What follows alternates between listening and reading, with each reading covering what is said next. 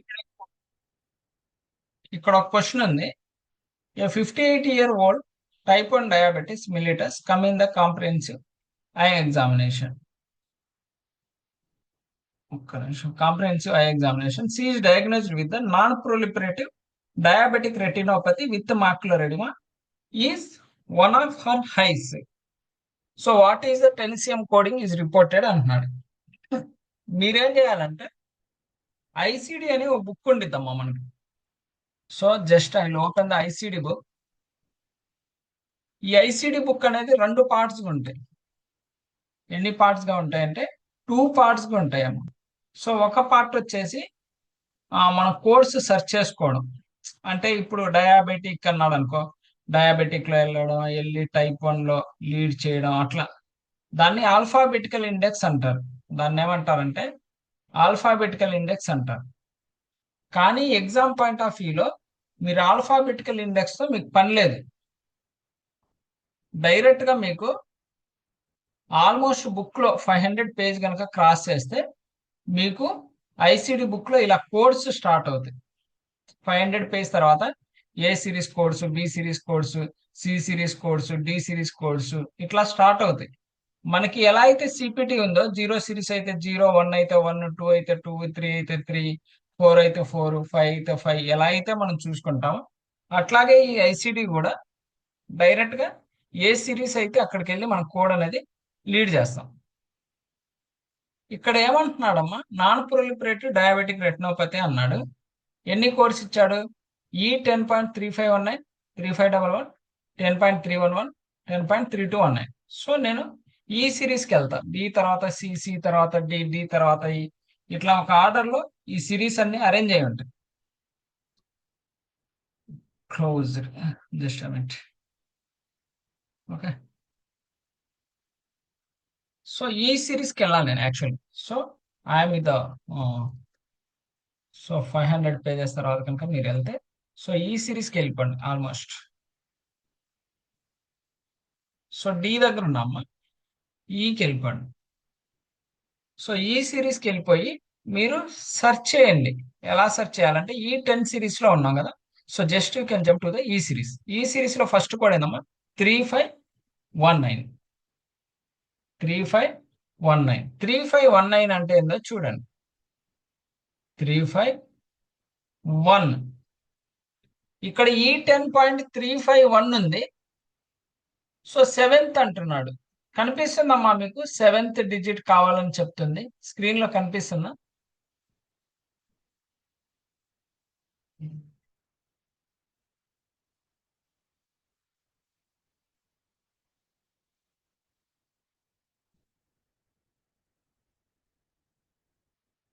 మా స్క్రీన్ కనిపిస్తుందా?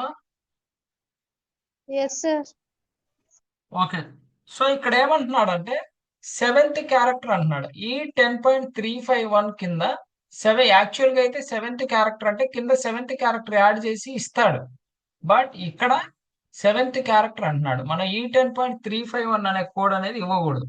ఎందుకంటే it is an incomplete code. Because this code is saying it requires some additional digit. So it means it is required 7th digit. So మరి ఇక్కడ 7th digit లేదు కదా, మరి ఏం చేయాలంటే just I will go to the ఈ 10.3 అనే main code ఎక్కడుందో చూస్తా. ఈ 10.3 ఇది ఇక్కడ ఉంది చూడండి. ఈ 10.3 దీని కింద రాస్తాడు, one of the following 7th character is to be assign code in the sub category E 10.32, 33, 34, 35, 37 to designate the laterality of the disease. Right అయితే 1, లెఫ్ట్ అయితే 2, బైలాటరల్ అయితే 3, 9 అయితే అని స్పెసిఫైడ్ అంటున్నాడు. సో మనకి ఇక్కడ ఏ ఐ చెప్పాడమ్మా?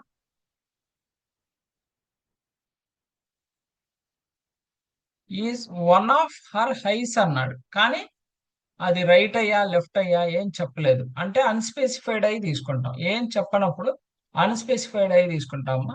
సో ఇక్కడ ఆన్సర్ వచ్చేసి ఈ 10.3519 అని రాస్తాం యాక్చువల్గా 7th డిజిట్. బట్ ఇక్కడ ఈ 10.3519 అనేది టైప్ 1 డయాబెటీస్ విత్ ప్రొలిఫరేటివ్ ఇది. ఓకే. కానీ నాకు కావాల్సింది నాన్ ప్రొలిఫరేటివ్. పోనీ 3511 చూద్దాం. 3511 చూద్దాం. 11 చూస్తే రైట్ ఐ అంటున్నాడు. సో అది కూడా రాంగ్, ప్రొలిఫరేటివ్. పోనీ E10.311 చూద్దాం. E10.311 చూద్దాం. సో 311 వచ్చేసి type 1 diabetic mellitus, unspecified retinopathy, ప్రొలిఫరేటివా నాన్ ప్రొలిఫరేటివా చెప్పాల. సో E10.3219 చూద్దాం. 3219 లో ఏం చెప్తున్నాడమ్మా, type 1 diabetic mellitus, mild mild non proliferative diabetic retinopathy with macular edema. So 9 unspecified అయ్యి. సో నా ఆన్సర్ వచ్చేసి E10.3219. ఐసిడిలో మనం చూడాల్సింది ఏంటంటే జస్ట్ ఆ కోడ్ అనేది ఎగ్జాక్ట్ గా దేనికి మ్యాచ్ అవుతుంది అని చెప్పేసి చెక్ చేయాలి.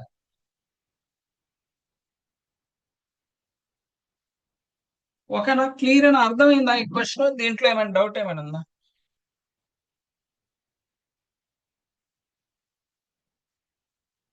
ఈ క్వశ్చన్ అర్థమైందా, లేకపోతే ఏమైనా డౌట్ ఏమైనా ఉందా దీంట్లో? సార్ ఈ 10.3219 అని లేదు కదా సార్, 9 అని. ఇక్కడ 7th డిజిట్ అంటున్నాడు కదమ్మా, ఇక్కడ 7th డిజిట్ అని రాస్తున్నాడు కదా, అంటే 7th డిజిట్ యాడ్ చేయాలి. ఆ 7th డిజిట్ ఎక్కడ ఉంటది అంటే ఇది E10.3 సిరీస్ కింద 7th క్యారెక్టర్ 1 ఆ 2 ఆ 3 ఆ 9 ఏదో ఒకటి యాడ్ చేయాలి అంటున్నాడు. సో ఇక్కడ right I left I A I చెప్పలేదు కాబట్టి మనం అన్స్పెసిఫైడ్ కింద ఈ 7th క్యారెక్టర్ అనేది 9 యాడ్ చేస్తాం. ఇక్కడ ఓకే ఓకే సార్. E10.3219 అనేది ఇస్తాం.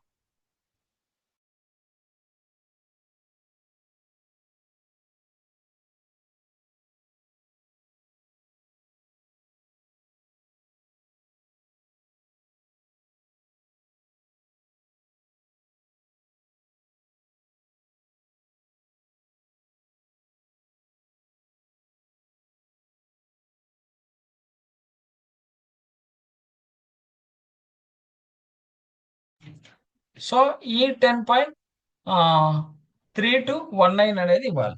ఇది అర్థమైందా? ఏమైనా డౌట్ ఏమైనా ఉందా? ఏమైనా డౌట్ ఉంటే అడగండి, చెప్తా. ఓకేనా. సో ఖచ్చితంగా ఇన్కంప్లీట్ కోడ్ మనం ఎప్పుడు ఇవ్వకూడదు. బికాస్ ఈ 321 ముందు ఖచ్చితంగా 7th క్యారెక్టర్ అంటున్నాడు. 7th క్యారెక్టర్ యాడ్ చేసి మోస్ట్లీ దాని కిందే ఉంటది. ఒకవేళ లేకపోతే ఈ సిరీస్ యొక్క కోడ్స్ మెయిన్ కోడ్ ఎక్కడుందో చూస్తాం. E10.3 సిరీస్కి వెళ్తే అక్కడ 7th క్యారెక్టర్ E10.32 కానీ 33 కానీ 34 కానీ 35 సిరీస్ కానీ 37 సిరీస్ వరకు 7th క్యారెక్టర్ అనేది 1 కానీ 2 కానీ 3 కానీ 9 కానీ. సో ఎగ్జామ్ లో మీకు ఏం చేస్తాడంటే ఇక్కడ రైట్ ఐ అని చెప్తాడు. Same non proliferative diabetic retinopathy with macular oedema, right I అంటాడు. అప్పుడు మీరేం ఇస్తారు ఆన్సర్? సేమ్ 10.3291. 3211. Yes, correct. 32. 3211 అనేది ఇచ్చేస్తాం. So that is correct. Suppose if he change in the place of non-proliferative, he change it to the proliferative diabetic retinopathy with the macular edema, then అప్పుడు ఏం చేస్తారు?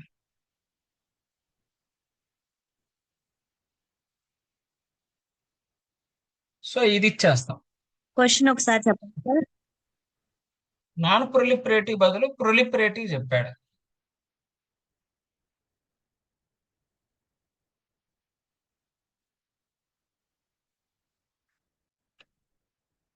ఒక్క నిమిషం. ప్రొలిఫరేటివ్ చెప్పాడు అనుకోండి, అప్పుడు ఇది ఇచ్చేస్తాం. Type 1 diabetic mellitus with proliferative diabetic retinopathy with macular oedema, left I చెప్పాడు అనుకోండి E10.3512. సో ఇట్లా చిన్న చిన్న డిఫరెన్షియేషన్ చేంజెస్ చేసి ఇస్తాడు. సో చాలా జాగ్రత్తగా ఆన్సర్ చేయాలి. ఓకే. సో ఇప్పుడు మీరేం నేర్చుకున్నారంటే ఇలా డిజిట్ కావాలని చెప్తే ఆ కోడ్ అనేది ఇవ్వకూడదు. That is incomplete code. When the code is required some other additional digit, we have to add the additional digit and complete the code. Don't give the incomplete code. Okay, అంతవరకు క్లియరే కదా? Complete code కి incomplete code కి differentiation ఏంటో. So ICD వచ్చేసి మనకి minimum 3 digits ఉండాలి, maximum 7 digits ఉండాలి. Okay, minimum 3, maximum 7. Every 3 digits after dot will be there. Okay, just a minute.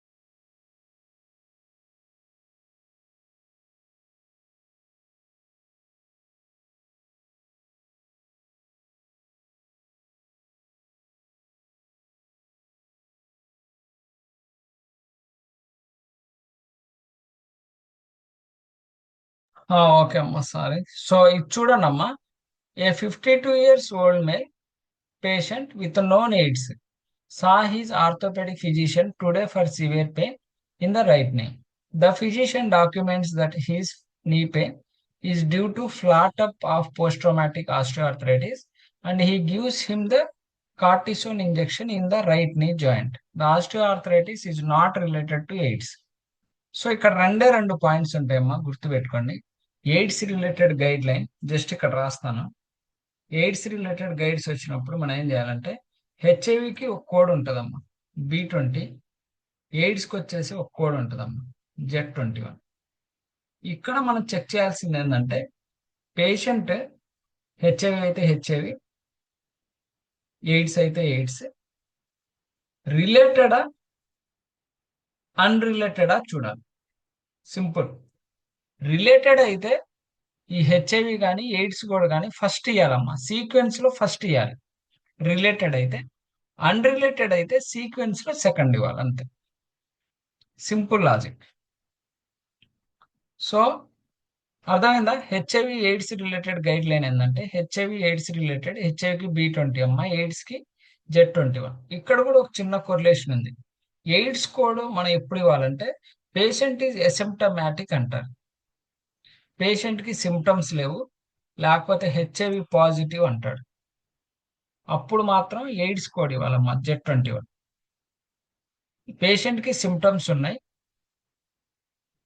Present with HIV related illness something అని చెప్తే B20 ఇవ్వాలమ్మా.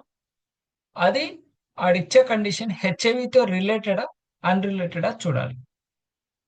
So ఇంతకు ముందు ఆ రిలేటెడా అన్రిలేటెడ్ అని మనమే ఫైండ్ అవుట్ చేయాలమ్మా. బట్ ఈ మధ్య కాలంలో ఇది 24 క్వశ్చన్ పేపర్ లేటెస్ట్ ఇది. సో డైరెక్ట్ గా వాడే చెప్పేస్తున్నాడు నాట్ రిలేటెడ్ అని. సో నాట్ రిలేటెడ్ అన్నప్పుడు హెచ్ఐవి కోడ్ ప్రైమరీ ఇవ్వకూడదు. సో ఇక్కడ చూడండి, B20 Z21 రిలేటెడ్ అయినప్పుడు ప్రైమరీ డయాగ్నోసిస్ ఉండాలి. బట్ ఏ ఆప్షన్ లో, డి ఆప్షన్ లో మీకు అన్రిలేటెడ్ కాబట్టి ఏ ఆప్షన్, డి ఆప్షన్ లో B20 అనేది చివరి ఉంది. సో ఇప్పుడు మీరు డిఫరెన్షియేషన్ ఏంటి, ఈ గైడ్ లైన్ ఖచ్చితంగా తెలియాలి. ఓకే. ఇప్పుడు హెచ్ఐవి ఉన్న పేషెంట్ కి బోన్కి హెచ్ఐవికి సంబంధం ఏమైనా ఉందా? ఏమైనా ఉందంటారా? బోన్కి హెచ్ఐవికి ఏమైనా? సో ఏం లేదు కదా. So that is unrelated. So HIV code అనేది సెకండరీ ఉండాలి. ఏ ఆప్షన్ లో ఉంది, డి ఆప్షన్ లో ఉంది. మీరు ఇంక డిఫరెన్షియేషన్ చూడాల్సింది ఏంటంటే M17.11 ఏంది, M17.31 ఏంది చూడాలి. సో డైరెక్ట్ గా M సిరీస్కి వెళ్ళిపోండి. డైరెక్ట్ గా GHIJKLM.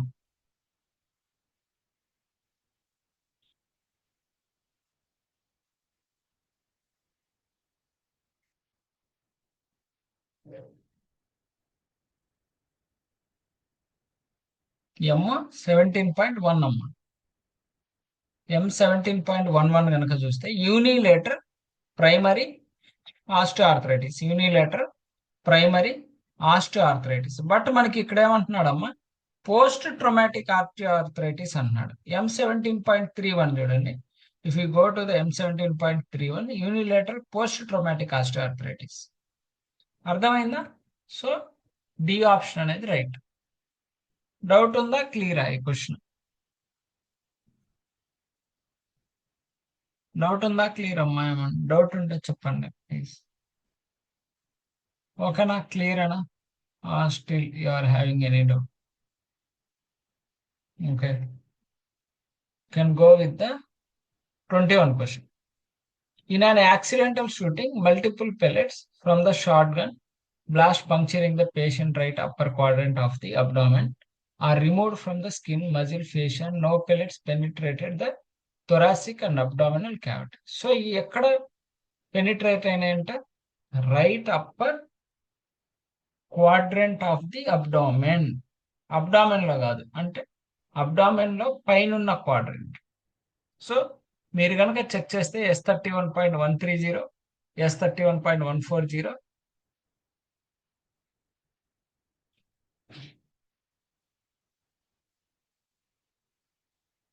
QRS కి వెళ్ళిపోండి డైరెక్ట్.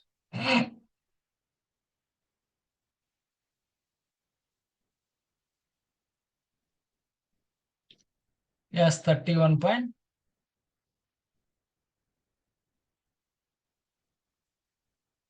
ఎస్ 31.130 ఏమంటున్నాడమ్మా? Puncture of wound abdominal wall without foreign body, కానీ ఇక్కడ ఫారిన్ బాడీ ఉంది అంటున్నాడు. Okay, puncturing the patient right up to abdomen, remove from the skin. So foreign body remove చేశాడు, గన్ బుల్లెట్ అక్కడ లో షూటింగ్ గన్స్ ఉంటాయి. Okay, so వాటి వల్ల హామీ ఉండదు. సో వితౌట్ ఫారిన్ బాడీ అంటున్నాడు. సో S31.130 ఇవ్వం. 140 చూస్తే puncture of wound abdominal wall with foreign body. So foreign body తీసుకున్నాం, రైట్ అప్పర్ క్వాడ్రంట్ ఉంది.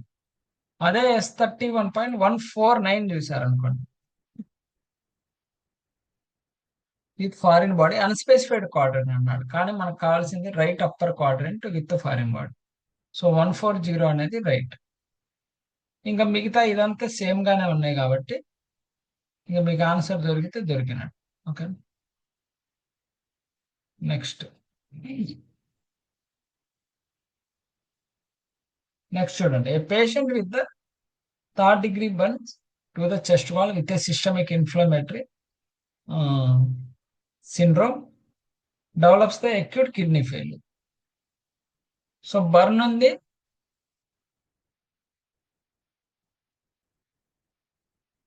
పేషెంట్ కి బర్న్ ఉంది, కిడ్నీ ఫెయిల్యూర్ ఉంది. ఏముంది?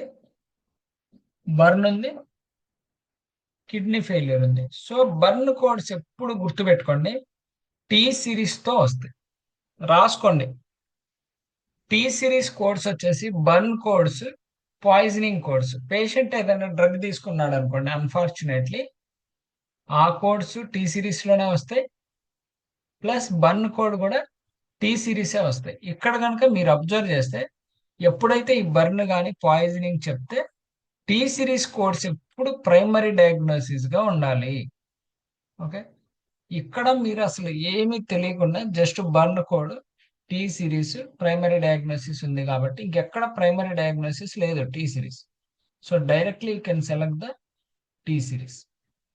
ఓకే, తర్వాత R65.11 ఏంటంటే మా SIRS కి, తర్వాత N17.9 ఏంటంటే కిడ్నీ ఫెయిల్. సో జస్ట్ రాసుకోండి, poisoning scenarios and burn cases will be with the T series. It should be always the primary diagnosis అని చెప్పి రాసుకోండి. First code primary diagnosis is nothing but it should be the primary. The code is primary. Okay,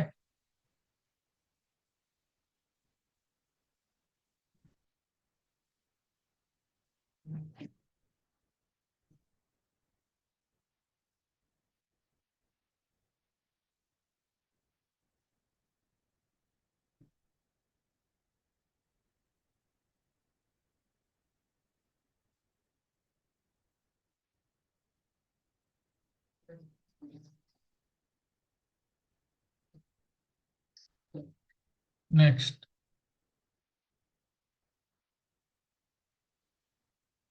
ఇది వదిలేండి అమ్మా, ఇవన్నీ CPT codes మీరు చేయాలి. ఈ క్వశ్చన్ పేపర్ ఆల్రెడీ మీకు ఇచ్చాను.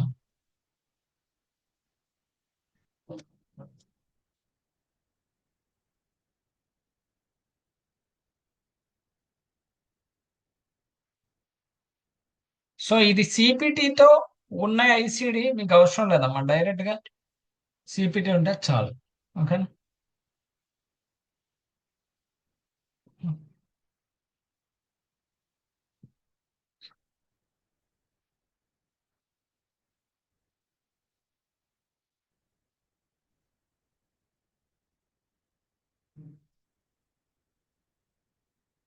సో సిపిటితో ఐసిడి అవసరం లేదమ్మా మ్యాక్సిమం.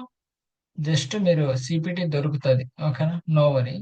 ఓన్లీ ఐసిడి మాత్రం చూడండి జాగ్రత్త.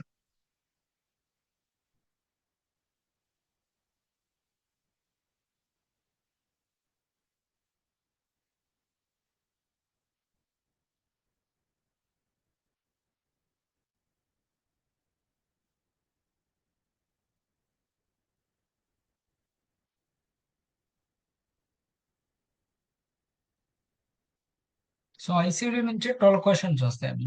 5 క్వశ్చన్స్ ఏమో ఇట్లాంటి కోడ్ రూపంలో వస్తాయి. ఇంకొక 7 క్వశ్చన్స్ ఏమో గైడ్ లైన్స్. ఆ గైడ్ లైన్స్ నేను చెప్తాను ఎక్కడ ఉంటాయి ఏంటి. అవి కూడా బుక్ లోనే ఉంటాయి.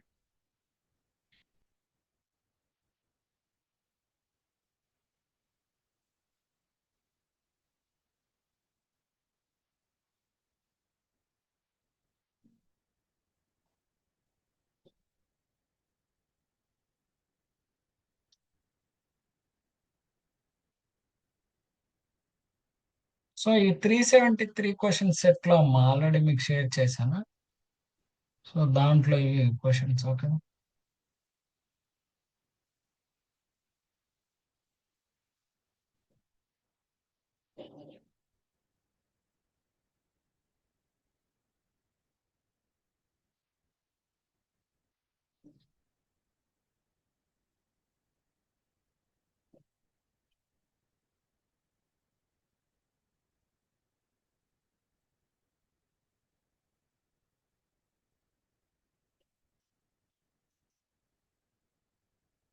ఇది ఒక గైడ్ లైన్ క్వశ్చన్ అమ్మా. When provider documentation refers to use abuse dependence of the same substances which statement is correct.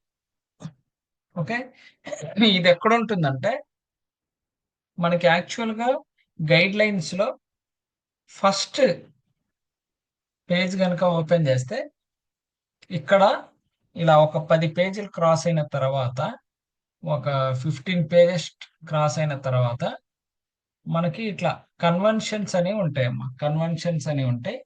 తర్వాత ఐసిడి గైడ్ లైన్స్ స్టార్ట్ అవుతాయి. Chapter specific guide lines, certain infectious parasitic disease. తర్వాత వచ్చేసి ఈ abuse and dependence ఎక్కడ ఉంటుందంటే it will be present in the 5th chapter I think so. So chapter 2 neoplasm. Chapter 3 ఏం లేదమ్మా, no guide lines. Chapter 4 వచ్చేసి endocrine nutrition and metabolic disease. Chapter 5 వచ్చేసి mental and behaviour neuro developmental disorder. ఇక్కడ ఉంటది guide line. Psycho active substances use abuse dependence. If both use, ఇక్కడ ఏంటంటే అమ్మ first dependence, తర్వాత అబ్యూజ్, తర్వాత use. If both use and abuse documented, assign only for abuse. Okay. If abuse and dependence are documented, assign only for dependence. If use, abuse and dependence are all documented, assign only for dependence. If both use and dependence are documented, assign only dependence. So ఇక్కడ ఏదైతే ఉందో అదే అక్కడ ఉంటుంది. ఇదిగోండి use and dependence ఇస్తే, ఇదిగోండి use and dependence ఇస్తే డిపెండెన్స్ చేయాలి కరెక్ట్. యూజ్ అబ్యూజ్ డిపెండెన్స్ ఇస్తే, యూజ్ అబ్యూజ్ డిపెండెన్స్ ఇస్తే అసైన్ ఓన్లీ డిపెండెన్స్. సో ఇక్కడ ఏమంటున్నాడు, అన్ని రిపోర్ట్ చేయాలంటున్నాడు, రాంగ్. తర్వాత if both use and abuse documented, assign abuse first code, use additional code. కాదు, యూజ్ అబ్యూజ్ రెండు ఇచ్చినప్పుడు ఓన్లీ అబ్యూజ్ ఇయ్యాలి. ఇదిగోండి ఈ both and use and abuse are documented, only abuse only. వాడు రెండు చేయమన్నాడు, wrong. If both use and abuse are documented, if both abuse and dependence are documented, only abuse, కాదు dependence. So దీంట్లో ఏదైతే కరెక్టో అది చేయాలి. సో మీకు సింపుల్ గా మన లాంగ్వేజ్ లో చెప్తాను. సో యాక్చువల్ గా డిపెండెన్స్ ఎప్పుడు ఫస్ట్ ఇవ్వాలమ్మా, తర్వాత అబ్యూజ్ ఇవ్వాలా, తర్వాత యూజ్ ఇవ్వాలి. సో ఇక్కడ ఎలా ఇస్తాడంటే డిపెండెన్స్ ఆల్కహాల్ ఇస్తాడు, యూజ్ కొకైన్ ఇస్తాడు, అబ్యూజ్ ఒపాయిడ్ ఇస్తాడు. ఇలా ఇచ్చినప్పుడు ఫస్ట్ డిపెండెన్స్ ఆల్కహాల్ కోడ్ చేసి, తర్వాత అబ్యూజ్ ఓపియాయిడ్ కోడ్ చేసి, తర్వాత యూజ్ కొకైన్ చేయాలి. వేరే వేరే సబ్స్టెన్సెస్ ఆర్డర్ లో కోడ్ చేయాలి. అట్లా కాకుండా కొకైన్ లోనే dependence, abuse, use same substance ఉన్నప్పుడు హైయెస్ట్ ఒకటి కోడ్ చేస్తే చాలు, డిపెండెన్స్ ఒకటి కోడ్ చేస్తే చాలు. డిపెండెన్స్ లేదు, అబ్యూజ్ అండ్ యూజే ఇచ్చారు, అబ్యూజ్ ఒకటి కోడ్ చేస్తే చాలు. అది గైడ్ లైన్. సో ఇది బుక్ లోనే ఉంటది సేమ్ టు సేమ్.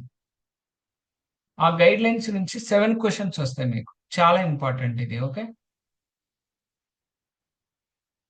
అర్థమైందమ్మా? ఏమైనా డౌట్ ఏమైనా ఉందా? ఏమైనా డౌట్ ఉంటే చెప్పండి అమ్మా.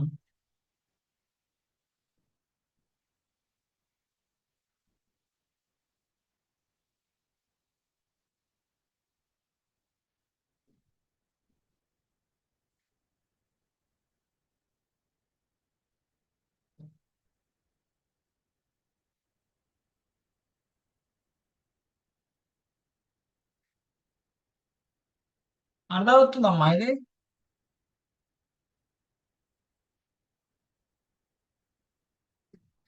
ఓకే, నెక్స్ట్ చూడండి.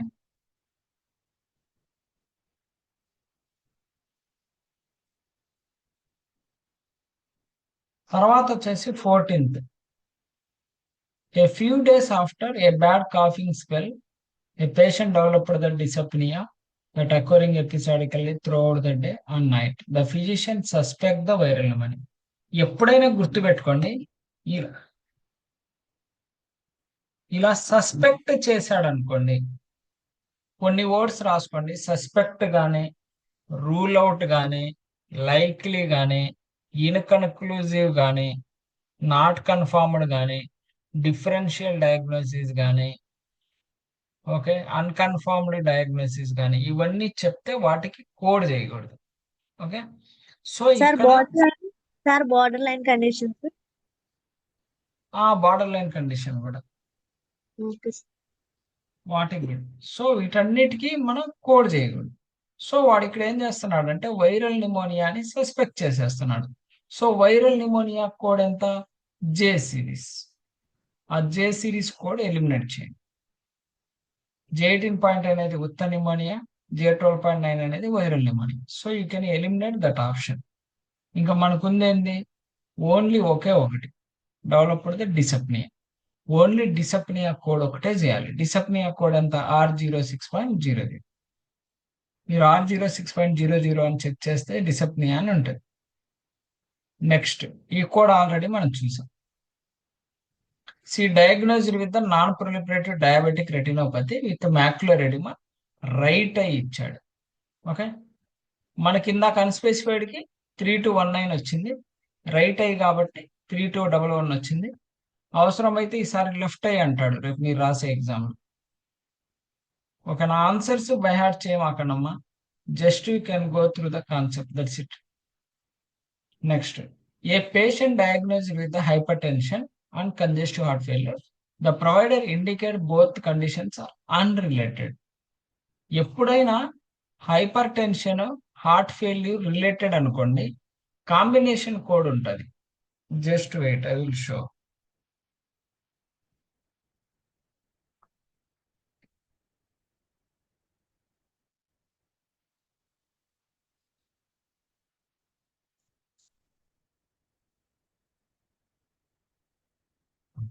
ఐ సిరీస్కి వెళ్ళారనుకోండి మీరు, ఇక్కడ ఉంటాయి మనకి I10 hypertension, heart disease with heart failure అనుకోండి, I11.0 అనే కోడ్ ఇవ్వాలి.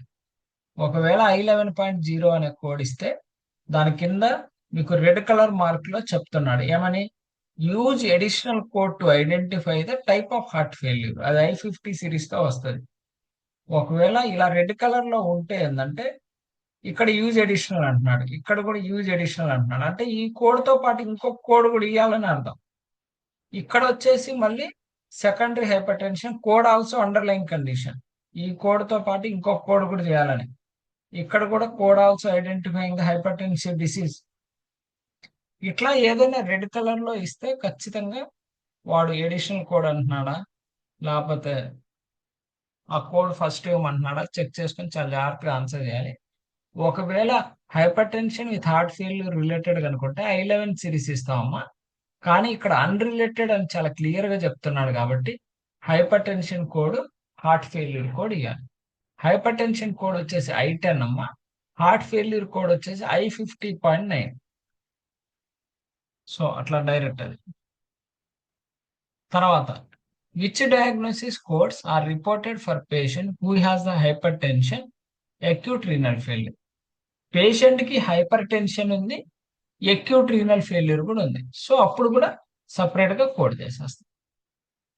ఏంటంటే మనం only hyper tension with CKD మాత్రమే మన కాంబినేషన్ కోడ్ ఇస్తామమ్మా. కిందకు వస్తే hyper tension with CKD combination code ఉంటాయి. I12.0, I12.9. I12.0 వచ్చేసి స్టేజ్ 5 and 6, I12.9 వచ్చేసి స్టేజ్ 1 to 4. అంటే సికేడిలో మనకి 6 స్టేజెస్ ఉంటాయమ్మా, 1 2 3 4 5 6 ఇట్లా. ఇక్కడ hypertension plus acute renal failure అన్నారు అనుకోండి, జస్ట్ హైపర్ టెన్షన్ కి సపరేట్ కోడ్ I10, N17.9 వచ్చేసి acute renal failure code separate ఇస్తుంది. Okay, if you coming down, ఇది చాలా ఇంపార్టెంట్ అమ్మా ఈ క్వశ్చన్. సో చాలా సార్లు ఇచ్చాడు. సో సింపుల్ అమ్మా ఈ క్వశ్చన్, ఏం లేదు. సో ఇక్కడ 3rd డిగ్రీ బర్న్స్ జరిగింది, left and right. So left థైకి రైట్ థైకి T24.311, T24.312. Okay, same B and D same ఉన్నాయి చూడండి, బి అండ్ డి సేమ్ ఉన్నాయి. అయితే బి అండ్ డి సేమ్ ఉన్నాయి. అయితే మీకు బి ఇవ్వాలా డి ఇవ్వాలా అని డిఫరెన్షియేషన్ చూస్తే ఇక్కడ ఒక చిన్న ఫార్ములా ఉందమ్మా. ఎప్పుడైతే మీకు ఈ డిగ్రీ రిలేటెడ్ ఆన్సర్ వస్తుందో, టోటల్ ఎంత చెప్పాడమ్మా, టోటల్ 24 చెప్పాడు, 3rd డిగ్రీ 10 చెప్పాడు. సో ఇక్కడ రాసుకోండి, 3rd డిగ్రీ 10, టోటల్ వచ్చేసి 24. సింపుల్ గా గుర్తుపెట్టుకోండి అమ్మా, మనకు ఒక ఫార్ములా ఉంటుంది, T31 అనేది కామన్ గా వస్తుంది. టోటల్ చేసిన దాంట్లో ఫస్ట్ నెంబర్ అమ్మా, 3rd డిగ్రీలో ఫస్ట్ నెంబర్ వేసేస్తే అదే మన ఆన్సర్. T31.21 రావాలి మనకి, టీబీఎస్ఏ. సో T31.21 అని దేని దాంట్లో ఉంది, బి ఆప్షన్ లో ఉంది, సి ఆప్షన్ లో ఉంది. ఓకే, కానీ సి ఆప్షన్ మొత్తం రాంగ్. సో బికి డికి కంపారిజన్ చేస్తే మీకు T31.21 అనే దేంట్లో వచ్చిందో అది మన ఆన్సర్, రైట్. ఓకే, అవసరమైతే ఈ ఆప్షన్ గుర్తు పెట్టుకోండి, ఇబ్బంది అని. ఈ T31.21 రావాలి, ఈ ఫార్ములా చెప్పా కదా. సో టోటల్ చేసిన దాంట్లో ఫస్ట్ నెంబర్, 3rd డిగ్రీలో ఫస్ట్ నెంబర్. ఒకవేళ మీకు 24 ప్లేస్ లో 34 ఇచ్చారనుకో టీబీఎస్ఏ, T31.3 వస్తుంది. ఇక్కడ 20 ఇచ్చాడు అనుకోండి, 2 వస్తుంది. అట్లా ఈ క్వశ్చన్ అయితే చేంజ్ చేయడమ్మా, ఎలా ఉందో అట్టాగా ఇచ్చేస్తాను. ఓకేనా, just you can remember the answer, no issue.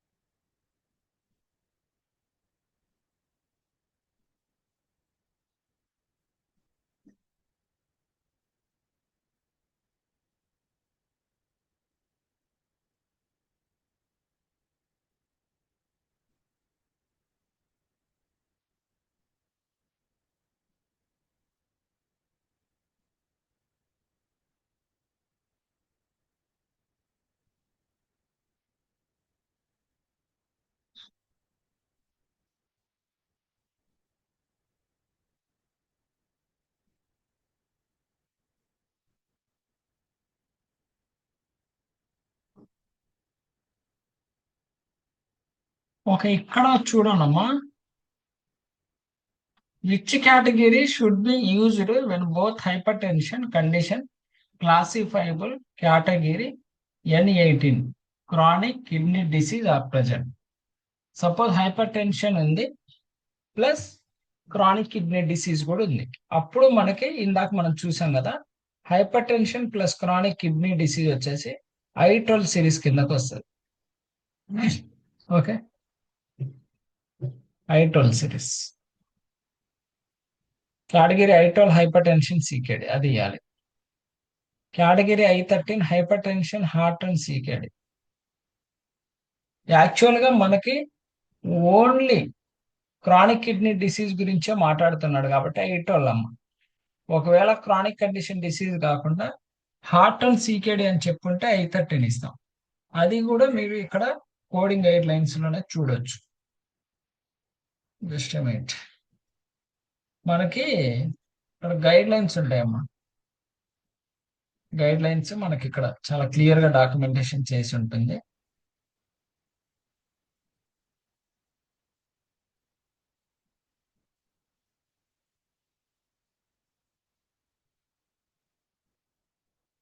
Sepsis, circulatory conditions అని చెప్పి disease of the circulatory system అని ఉంది చూడండి, ఇక్కడ ఉంటుంది. Hyper tension chronic kidney disease assign the code I12 hypertension CKD when both hypertension condition classified to the category N18 chronic kidney disease are present should not be coded as hypertensive if the provider indicate the CKD is not related to hypertension. So I12 series అనేది code చేయాలని చెప్పండి.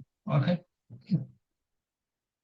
అయితే మీకు తెలియాలి actual గా ఈ guide lines. ఒకసారి మీరు ఈ బుక్ ఓపెన్ చేసి జస్ట్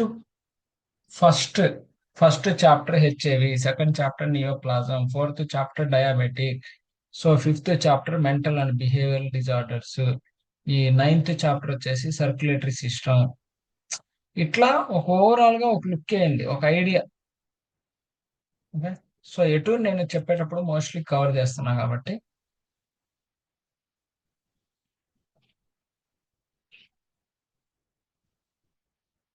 తర్వాత ఒకటి గుర్తుపెట్టుకోండి అమ్మా, ఎప్పుడైనా 33-year-old that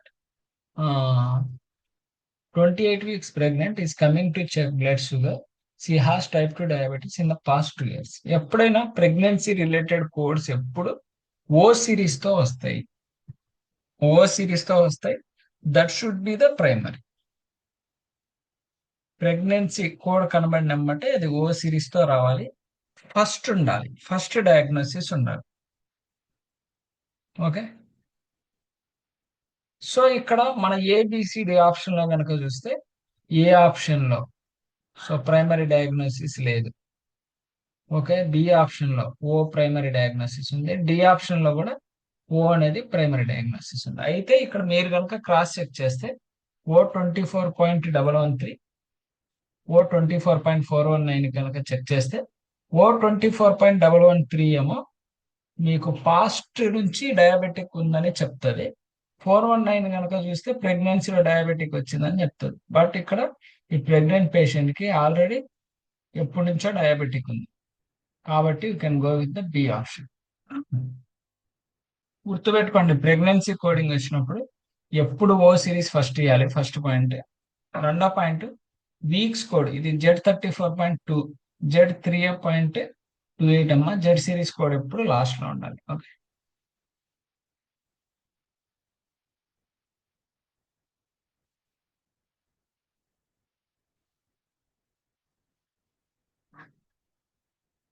సో ఈ 14th క్వశ్చన్ ఒకసారి మీరు చూడండి అమ్మా, హైలైట్ చేసుకొని మీరు చూడండి. తర్వాత వచ్చేసి 15th, a patient who has the history of COVID. Actual గా పేషెంట్ కింద ముందు కోవిడ్ వచ్చింది, ఇప్పుడు ఆఫీస్కి ఎందుకు వస్తున్నాడు అంటే weakness and loss of appetite వస్తున్నాడు. And PCR test performance stop was negative, COVID లేదని చెప్పారు. Provided documents the final diagnosis is post COVID syndrome. So ఇక్కడ ఏం లేదమ్మా, సో యాక్చువల్ గా పేషెంట్ కి ఇంత ముందు కోవిడ్ ఉంది కానీ ఇప్పుడు లేదు. సో ఇప్పుడు కోవిడ్ నెగిటివ్ అని చెప్పారు. సో ఏం చేయాలంటే అసలు పేషెంట్ ఎందుకు వచ్చాడు ఆఫీస్కి అది ఫస్ట్ ఇవ్వాలి. Generalised weakness and loss of appetite codes అనేది ఫస్ట్ ఇచ్చేస్తాం. R53.1, R63.0 ఇచ్చేసి ఇదేంటంటే U09.9 అమ్మ, U09.9 యాక్చువల్గా అది. సో U09.9 ఏంటంటే ఇంతకుముందు కోవిడ్ వచ్చింది, బట్ ఇప్పుడు కోవిడ్ వచ్చిందా లేదా అని చెప్పడానికి పోస్ట్ కోవిడ్ సిండ్రోమ్ కింద U09.9 అనేది ఇస్తాం.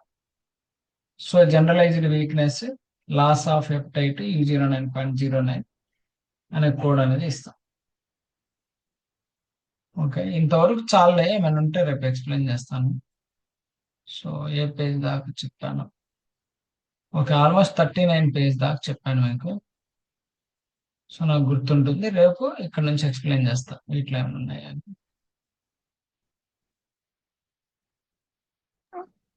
ఐసిడి ఎన్ని మార్క్స్ సార్ ఉంటాయి అన్నారు? ఐసిడి 12 మార్క్స్ కమ్మా. ఆ 12 మార్క్స్ లో గైడ్ లైన్స్ నుంచే మీకు ఒక 7 క్వశ్చన్స్ వస్తాయి. ఇప్పుడు ఇందాక ఒక గైడ్ లైన్ చెప్పాను, హైపర్ టెన్షన్ రిలేటెడ్, తర్వాత డిపెండెన్స్ అబ్యూజ్ రిలేటెడ్ ఒకటి చెప్పాను. ఇట్లా గైడ్ లైన్స్ ఇవన్నీ చెప్పిన తర్వాత మీకు ఆల్మోస్ట్ అన్ని కవర్ అవుతాయి. ఏది ఎక్కడుందో మీకు తెలుసుకుంటే ఈజీగా వచ్చేస్తుంది. ఓకే, 12 మార్క్స్కి వస్తుంది. Okay sir.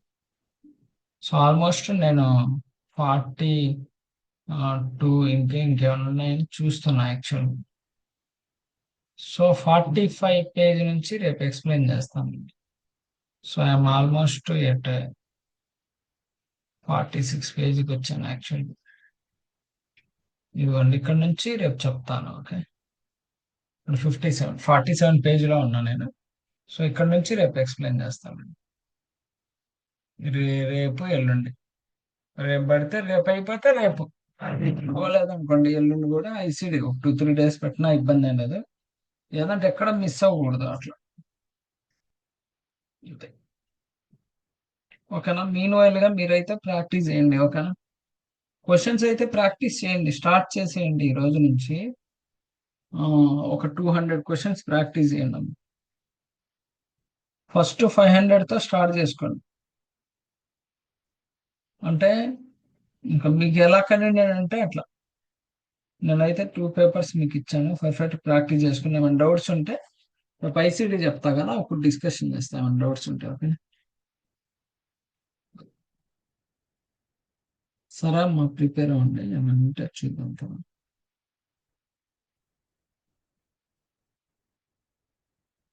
ఓకే అమ్మా, బాయ్.